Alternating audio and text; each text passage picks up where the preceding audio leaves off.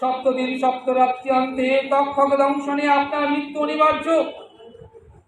এই কথা শ্রবণ করে মহারাজ পরীক্ষিত রাজ্য, রাজপাট, রাজ অলঙ্কার, রাজবেশ, স্ত্রী পুত্র পরিবার জীবনের সকল সুখ সকল বিষয় বৈভবকে মলবৎ অর্থাৎ মল যেমন করে পরিত্যাগ করা হয়, মলবৎ পরিত্যাগ করে এক কাপড়ে কাঁদতে কাঁদতে পবিত্র গঙ্গার তীরে চলে এলেন। এসে বললেন, ওগো দয়াময়, সেই না তুমি আমায় 5 মাস গর্ভে থাকাকালীন দর্শন দিয়েছিলে, এই জীবনে কি তবে আর তোমার দর্শন পাবো না? আর কি তোমার দেখা হবে না? কাঁদতে কাঁদতে এলেন। কোথায়?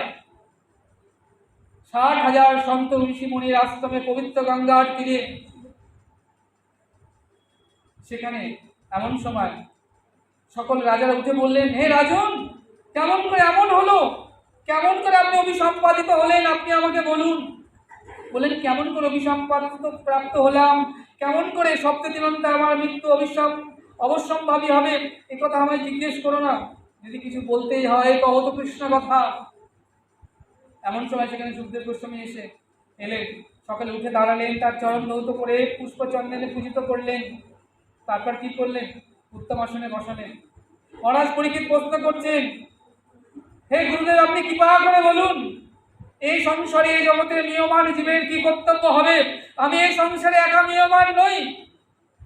আমার জীবনের পরমায়ু পুঁজি এখনো 7 দিন গ্রান্টেড। 7 দিন আমি বেঁচে থাকবো, তার আগে আমার মৃত্যু হবে না। কিন্তু এই সংসারের সকলে জীব কেউ বুকে হাত দিয়ে বলতে পারবে না আগামীকাল সকালে সূর্যোদয় তারা দেখবে। তাদের কি গতি হবে? কাল সমনে যাদের ঘাড়ের পাশে নিঃশ্বাস ফেলছে, যে কোনো মুহূর্তে তাকে তুলে নেবে। এই সংসারে জীবেদের কি উদ্ধারের গতি হবে?